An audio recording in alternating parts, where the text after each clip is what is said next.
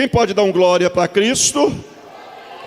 Louvado é o nome de Jesus. Apanha já a sua Bíblia, abra ela no Evangelho de Mateus, no capítulo 6, no versículo 9.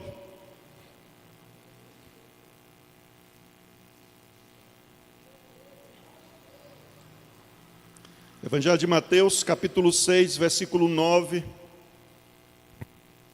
Nós estaremos aqui hoje, meditando nesta palavra,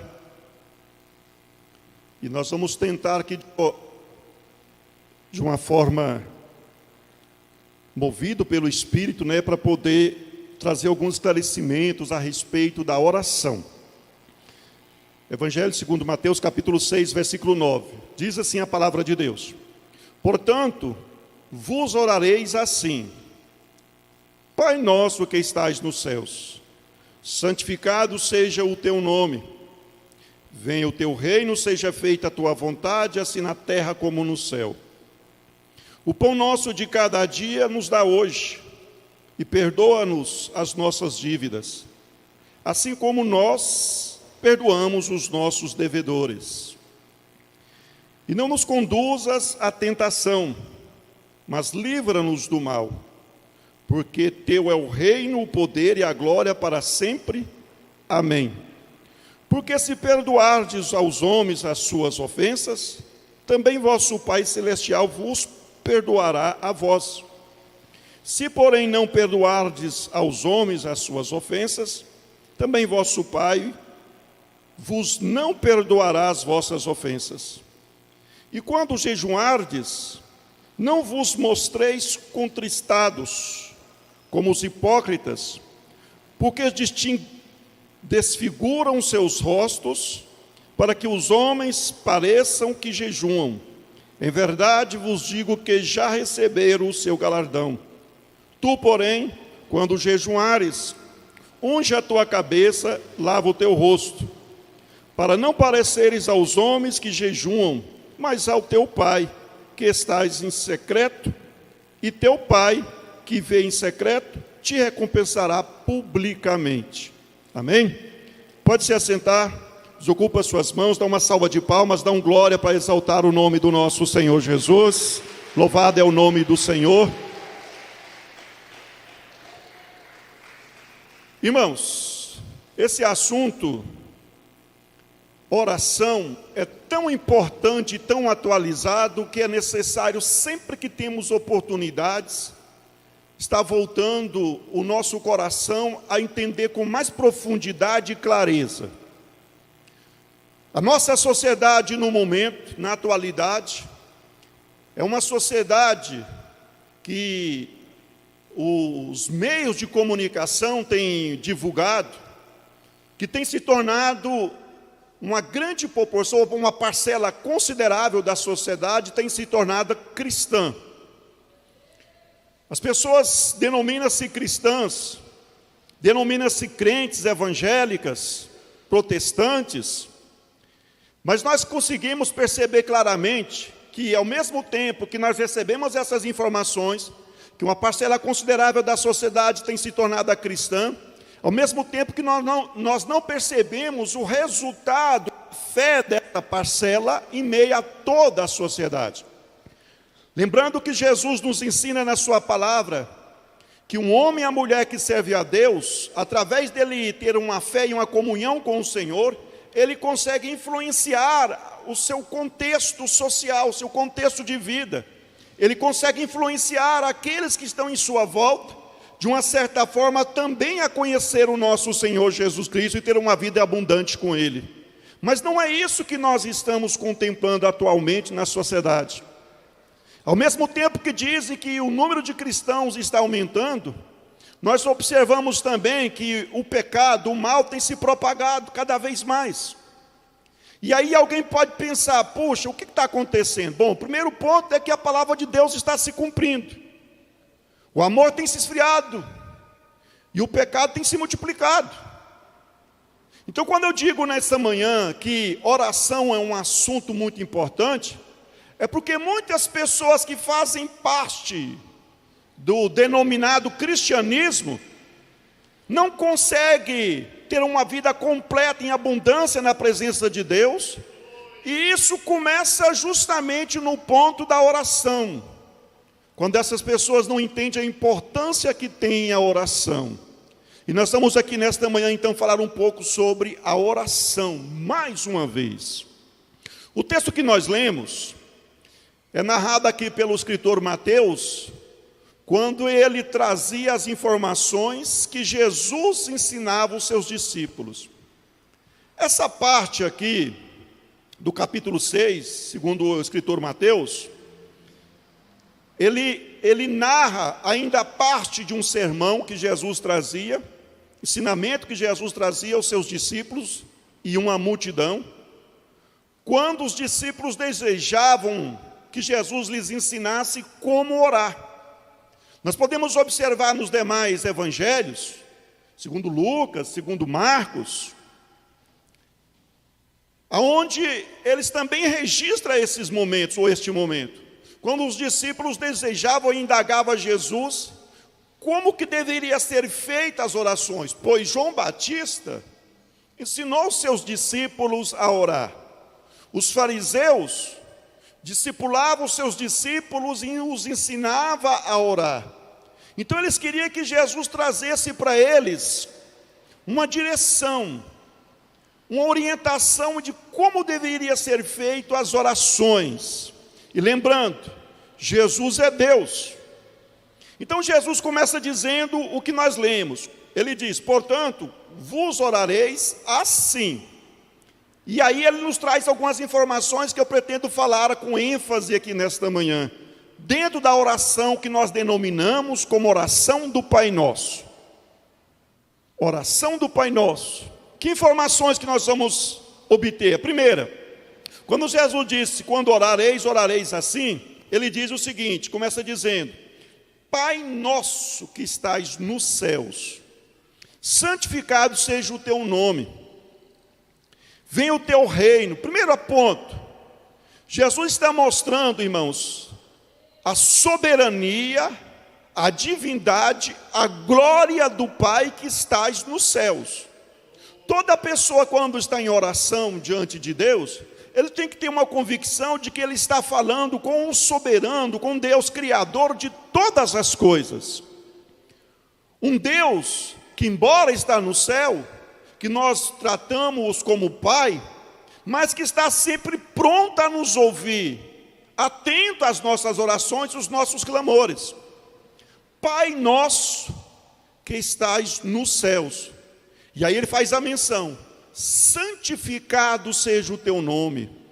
O nome de Deus, irmãos, ele é santo. E a palavra santo quer dizer separado. Deus, ele é santo na sua essência, na sua pureza, na sua, eu diria, na sua completude. Deus é completamente puro. Deus não tem nenhuma sombra ou variação de engano, de erro, de mal, de pecado, de trevas, nada, absolutamente nada, nada. Absolutamente puro, separado do mal, das trevas, do pecado. Deus está acima do bem e do mal. E quando nós começamos as orações, nós temos que ter a nossa consciência de que é esse Deus que nós estamos nos apresentando diante dele. Um Deus puro na sua essência, perfeito. E Jesus diz mais, quando ele diz: venha o teu reino, aqui ele começa a descrever as nossas solicitações. Quando Jesus ensina que nós devemos buscar a Deus, venha o teu reino, nós estamos pedindo nesta oração, com estas palavras, que Jesus volte para estabelecer e cumprir na totalidade a palavra dele. Muitas pessoas querem transformar esse mundo que vive agora em um paraíso. A pessoa não quer ter mais problemas de saúde. A pessoa não quer mais ter problemas sociais. Ela quer que tudo na sua vida seja em perfeição. Que não haja mais aborrecimentos ou possibilidade de aborrecimento convivendo em sociedade. Tem pessoas que querem transformar essa vida presente, esse presente momento que ela vive, em um paraíso. E ela busca isso de Deus. Ela busca isso de Deus. As orações dessa pessoa, a forma dela adorar, os propósitos que a conduzem a estar na presença de Deus em oração, sempre é buscando de Deus uma completa paz. Eu diria um revestimento ou uma condição absoluta de paz e tranquilidade. Mas o que Jesus está nos ensinando, que nós devemos orar, é buscar aquilo que os judeus aguardavam, o reino que Deus havia prometido. Ou seja, a nossa esperança de plenitude, de paz, de felicidade, de vitória, de ausência do mal, ausência das decepções, só se tornará realidade com a vinda do Senhor Jesus Cristo e com a implantação do reino de Deus. Ou seja, esse mundo, da forma que ele está, ele não vai ser um paraíso. Ele precisa do reino dos céus, ele precisa que Jesus volte. Nós precisamos que Jesus volte para estabelecer o reino dele. Aí sim, que nós denominamos como a nossa salvação. Uma linguagem mais simples. O homem e a mulher que serve a Deus tem que entender que ele tem que almejar, desejar e buscar de Deus a sua salvação, e que Jesus volte para buscar a sua igreja e estabeleça esse reino. Você tem que ansiar por isso, ter anseios por isso, pela vinda de Jesus, pela volta de Jesus. E eu digo observando, a gente não consegue ver essa menção nas orações de muitos dos irmãos, nem mesmo as nossas orações. Quando nós esquecemos de buscar de Deus, que Ele volte, que Jesus volte, que o reino do céu seja estabelecido. Porque muitas das vezes o nosso coração está apegado a essa vida. Nós queremos sim continuar com esta vida, porém, que esta vida tenha prosperidade em abundância, tenha saúde em abundância, tenha paz em abundância. Mas isso é um contraste com as promessas de Deus. O mundo no qual nós vivemos, ele não será um paraíso da forma que ele está, ele precisa ser restaurado, reestruturado. A promessa de salvação e a paz que eu desejo e você deseja, está na promessa do reino dos céus. Então Jesus disse: venha o teu reino. Segundo, seja feita a tua vontade, assim na terra como no céu. Quando Jesus diz seja feita a sua vontade, assim na terra como no céu, que nós devemos buscar isso de Deus, Jesus está dizendo que nós temos que pedir para Deus que a vontade deles seja impregnada no coração do homem e da mulher, na sociedade. Que Deus conceda que as pessoas tenham uma transformação, que as pessoas tenham uma disposição em viver a vontade dEle. Nós temos que buscar e pedir para Deus, para que Ele estabeleça a transformação no coração das pessoas, em meio à sociedade, porque somente desta forma, que nós conseguiremos de ter comunhão da forma que é anunciada pela palavra de Deus, uns com os outros. Quando a pessoa tem um título de cristã, mas essa pessoa não vive a vontade do Pai, ela só tem um título. E a permanência dela no meio do grupo social, ou dentro daquela comunidade de fé, é uma presença negativa. Por quê? Porque ela não consegue ter comunhão com os demais. Lá na igreja primitiva, no passado, observava-se no coração, observava na igreja, uma característica que hoje quase não se vê, que é a harmonia, que é o amor, que é a união entre os membros da igreja primitiva. As pessoas tinham união, tinham sinceridade. Por quê? Porque naquela época as pessoas estavam dispostas a viver a vontade de Deus como era estabelecido no céu. Hoje nós temos uma igreja, ou fazemos parte de uma igreja, e quando eu falo igreja, estou me referindo ao cristianismo de uma forma em geral. A igreja de Jesus na terra, independente ou independente de denominação, nós vivemos na atualidade uma igreja que é uma igreja que não tem muita união às pessoas. As pessoas conseguem pensar só em si próprias, egoístas. E aqui, Jesus está dizendo que nós temos que buscar de Deus, que Ele estabeleça no coração das pessoas que a vontade dEle seja uma disposição da nossa parte em cumprir, da mesma forma que é feita lá no céu. Quem pode dar um glória para Jesus? Muitos acreditam que o fundamento de vida é a abundância do que ele tem para sobreviver. E aí Jesus ensina que o pão nosso de cada dia nos dai hoje. Preste atenção nesse detalhe. Com relação na abundância daquilo que nós temos que nos garante sobrevivência, o nosso alimento. A nossa confiança tem que ser de que Deus é provedor. Lá nas primeiras palavras, Jesus disse: Pai nosso que estás nos céus. Reconhecendo a divindade, reconhecendo a soberania, a majestade, a presença de Deus, um Deus maravilhoso que nós recorremos a Ele, e que nós temos então que confiar na providência desse Deus em nosso favor. Quando Jesus diz o seguinte: o pão nosso de cada dia, Ele está dizendo que nós temos que confiar e buscar do Senhor, que Ele será o nosso mantenedor, nosso provedor diário. Isso não quer dizer absolutamente que o homem e a mulher vai deixar de fazer o seu trabalho, cumprir suas atividades laborais, para se manter. Não é isso. É a questão da providência. Jesus compara isso em uma outra parte da Bíblia, na palavra de Deus.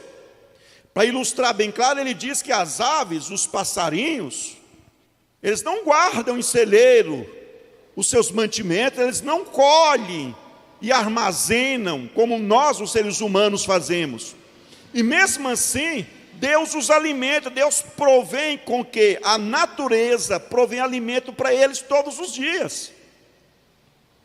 E nós, os seres humanos, que colhemos e guardamos em celeiros, muitas das vezes estamos deixando de confiar que Deus é mantenedor. E aí as pessoas passam a viver em função de acumular mais e mais bens, porque elas pensam que daquela forma elas vão conseguir garantir a sua existência. Elas vão conseguir, na abundância daquilo que têm, trazer uma paz, uma garantia de perpetuar os seus dias de vida. Mas a palavra de Deus está dizendo que nós temos que buscar do Senhor e confiar na providência dEle. Na providência dEle. Deus é mantenedor da igreja. Deus provém, Deus abre portas para aqueles que têm fé e busca. Aqueles que têm fé se dispõem a viver a vontade de Deus. Quem pode dar um glória para Cristo? Um ponto importante: perdoa-nos as nossas dívidas, assim como nós perdoamos os nossos devedores, e não nos conduza à tentação, livra-nos do mal. Aqui, Jesus mais à frente um pouquinho, ele vai mencionar, dando uma ênfase, que a igreja precisa compreender que nós precisamos sempre, devido à nossa imperfeição, precisamos do perdão de Deus. O que nos garante a comunhão com Deus é a graça dEle, que é nos revelada. E a todo momento, nós precisamos sim fazer o uso do perdão de Deus, que vem através desta graça. A graça de Deus sendo revelada em nossas vidas. Só que tem um detalhe: como Ele está trazendo uma instrução, Ele está mostrando que a nossa convivência social entre irmãos e sociedade precisa copiar esse modelo. Porque por mais que nós sejamos desejosos de viver a vontade de Deus, nós vivemos ou alcançamos a perfeição através da fé na perfeição de Jesus Cristo, que é transmitida para conosco. Porque mesmo tentando absolutamente, pelos nossos esforços, nós não conseguimos, isso é impossível. É impossível a perfeição pelos nossos esforços. Nós alcançamos a perfeição mediante a graça que Jesus transmite para nós, essa perfeição. A nossa perfeição é alcançada através da fé em Jesus Cristo. Quando Jesus disse, perdoa as nossas dívidas, assim como nós perdoamos os nossos devedores, Ele está querendo mostrar que nós temos que seguir o mesmo exemplo de Deus, liberar o perdão. Só há uma forma de vivermos em harmonia em sociedade e termos comunhão uns com os outros, visto que você não é perfeito e eu não sou perfeito pelos nossos esforços. Então a única forma que tem é liberar perdão para que haja uma unidade. O Espírito Santo que habita em você é o mesmo que habita em mim. É equivocado o pensamento teológico de que o Espírito Santo se multiplicava em diversos espíritos. Você tem um espírito que é seu, que é de Deus. Ou seja, o Espírito Santo habita em você, ao mesmo tempo tem outro Espírito Santo habitando em mim, ao mesmo tempo tem outro Espírito Santo habitando em outro servo de Deus do outro lado do planeta. Isso é equivocado, o Espírito Santo é um só. Na sua totalidade, na sua plenitude, Ele habita na igreja e habita individualmente como um mistério em todo cristão. De maneira que se eu sou guiado pelo Espírito Santo, eu tenho que ter comunhão com você, se você também é guiado pelo Espírito Santo, porque Ele é o único. A palavra de Deus trata a esse respeito, o apóstolo Paulo, salvo engano, lá a Efésios, que é um só Espírito, um só Deus. Então, para que nós venhamos conseguir ter essa harmonia, essa unidade, é necessário que nós venhamos a todo momento estar perdoando. E aí Jesus ensina, Pai nossos, perdoa as nossas dívidas, perdoa os nossos pecados, as nossas ofensas. Da mesma forma, olha a condição que nós perdoamos aqueles que nos devem, ou seja, que peca contra nós. Aquelas pessoas ou aquelas atitudes que nos ofendem, ou seja, o perdão que Deus estabelece para conosco, ele tem como pré-condição o perdão que nós liberamos para o próximo. Da mesma forma que nós perdoamos, Deus nos perdoa. Olha o que mais que Jesus ensina aqui. Venha o teu reino e a tua glória para sempre, amém.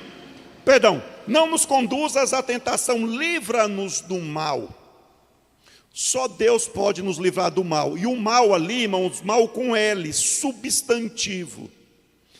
Esse livra-nos do mal é o mal do pecado, o mal do engano do pecado. Porque é um mal que quer dizer que é um nome, é um substantivo, não é um mal com U. Mal escrito na língua portuguesa com U representa um adjetivo. Ou, por exemplo, um adjunto. Quando você diz assim, hoje o dia foi mau. Você sentiu que aquele dia foi desfavorável a você. Eu estou sentindo um mal-estar. Você está sentindo uma sensação desagradável. Esse não é o mal que está aqui. O mal que está aqui é o mal de pecado. Livra-nos do mal, da ação do mal, a ação do pecado, a ação da maldição que nos livra que nos separa de Deus. Esse mal das adversidades, até o próprio Deus usa como disciplina. Quando o homem e a mulher começam ou agem de uma forma desagradável ao pai, Deus, como um pai, nos disciplina. E qual é a ferramenta que Ele usa para disciplinar? Permitindo que o resultado das nossas atitudes nos traz uma adversidade. Mas nesse mal que Jesus está mencionando aqui na oração, não. Ou seja, irmãos, quando Deus, Ele diz,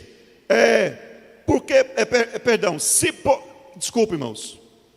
Quando Ele diz aqui no versículo 13, e não nos conduzas à tentação, mas livra-nos do mal, é porque Deus, irmãos, não tenta ninguém com o pecado. Deus nunca vai te induzir ao pecado. Ele não tenta ninguém com o pecado, Ele não induz ninguém a pecar, irmãos. Pelo contrário, Ele nos livra de cairmos em tentações, de cairmos em pecado. Ou seja, o Pai que você está orando a Ele, sempre está disposto a olhar para você e ver você como um filho. Mesmo quando você peca, Ele pode usar a disciplina, a vara, como alguém que quer te corrigir. Quando você entende e estabelece essa correção que Ele deseja, Ele não continua te maltratando, nem te perseguindo, nem te ofendendo, nem te castigando, não. Deus é amor, irmãos. Ele não castiga de bom grado o ser humano. Ele traz a disciplina visando uma correção. Quando essa correção é alcançada, Deus não continua castigando, trazendo uma adversidade, uma situação simplesmente por castigo, não. Porque Ele é amor, ou seja, recorre a um Deus que está sempre pronto a te perdoar, te abençoar. Quem pode dar glória para Jesus? Nós estamos falando da oração. E daqui um pouquinho a aplicação sobre tudo isso que nós estamos falando. Aqui continuando no texto, quando Jesus falou a respeito, Ele diz o seguinte: se porém não perdoardes aos homens as suas ofensas, também vosso Pai vos não perdoará as vossas ofensas. E aí ele menciona mais ainda: quando jejuardes, não vos mostreis contristados como os hipócritas, como os fariseus. Eu vou explicar o porquê.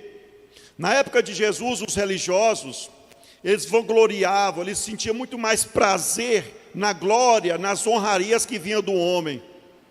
Então os fariseus, os religiosos, eles tentavam eles procuravam de todas as formas demonstrar para a sociedade que eram homens que tinham compromisso com a oração e tinham compromisso com o jejum, a consagração.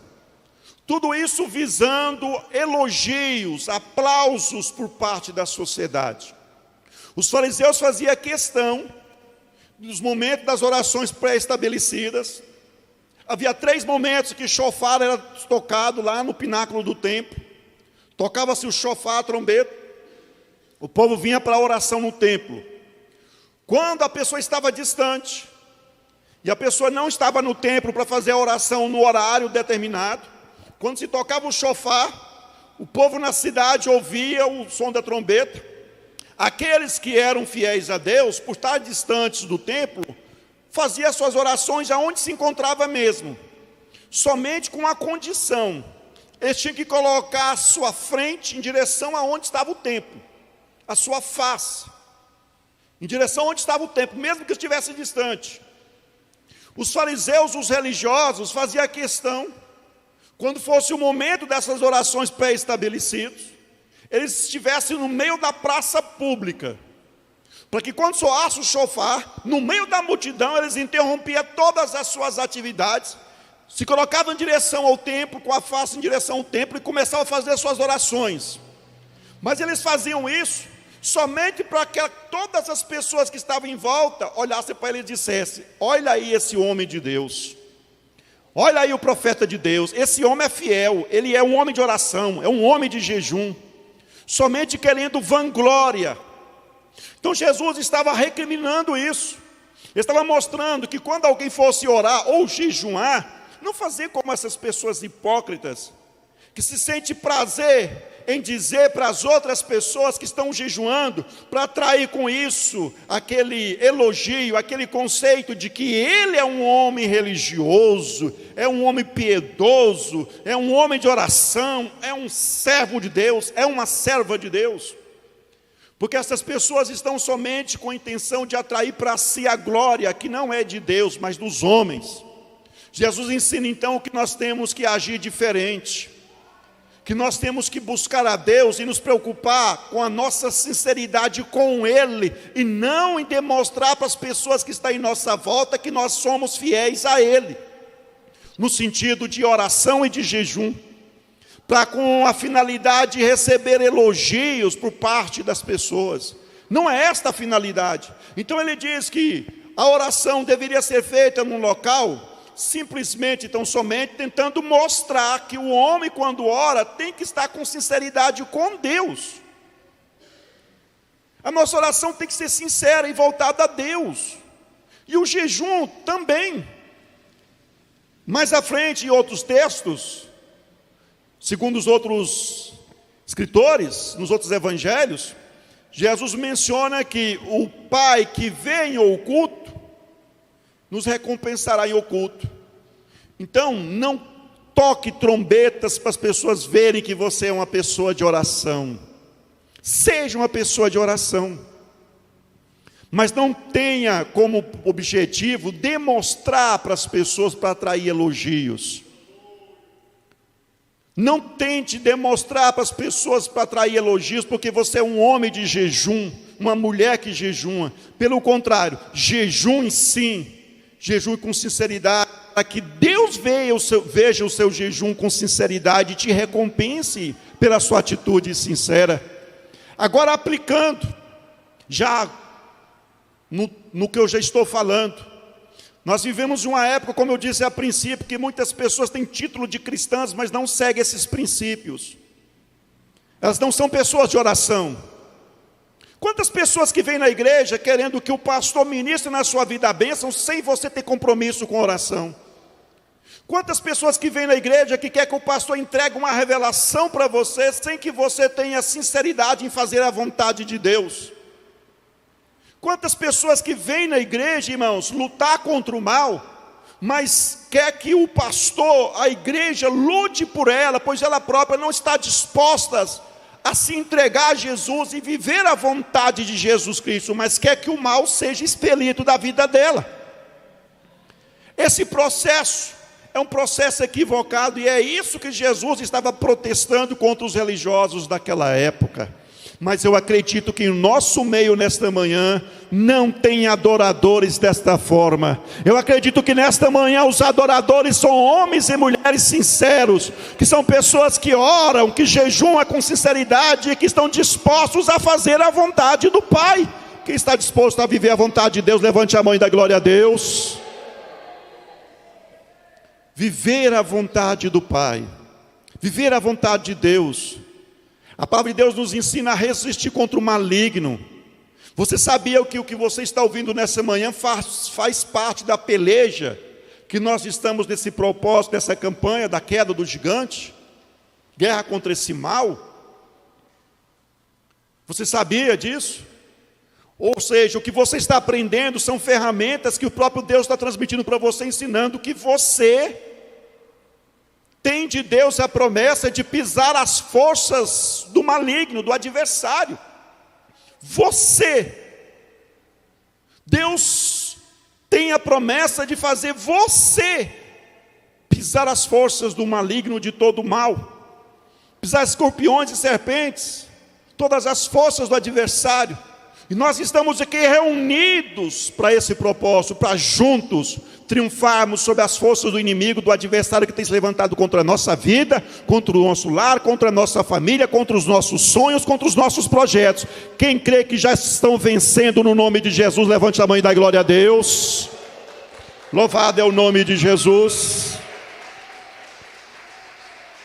Se você não é uma pessoa de oração, seja uma pessoa de oração, de jejum. O jejum, irmãos, vence as barreiras do mal, quando ele é feito da forma correta.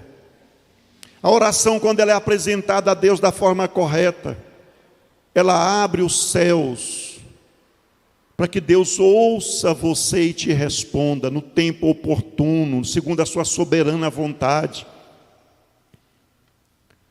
A igreja precisa aprender a orar da forma correta, porque muitos já têm se esquecido. Muitos já não querem ter sua particularidade com Deus. Muitos dos adoradores deixaram de ser pessoas que têm sua intimidade com Deus, já não tem mais. E nós precisamos dessa intimidade. Nós estamos falando de um Deus que é o seu Pai, que está pronto a te abençoar, abençoar a sua vida e a sua família. Se você orar, buscar, e olha que oração na atualidade não é um tema que desperta interesse de uma boa parte das pessoas, não é um tema desejado, Porque muitas pessoas não conseguem mais orar, não conseguem mais se apresentar diante de Deus, não acredita que Deus está ouvindo. E nós precisamos mudar isto. A igreja precisa mudar isto. Através da oração, nós vamos conseguir ter intimidade com Deus. Você fala com Deus e Deus fala com você. Você apresenta a Deus suas necessidades, a sua fé, a sua crença, os seus anseios. E Deus traz respostas suprindo todas as suas necessidades. O homem e a mulher que está disposto a orar e a jejuar, torna-se literalmente uma ferramenta nas mãos de Deus, para que a obra dele seja feita através daquela pessoa. Eles se tornam um soldado de Cristo em favor da própria família.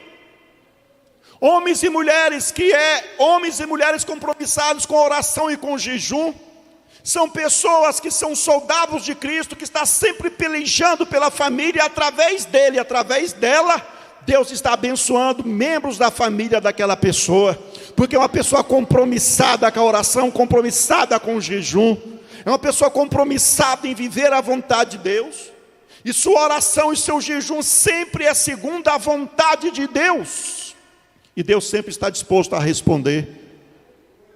E por isso que nós vamos mais uma vez fazer um minuto de oração agora. Fique de pé em um nome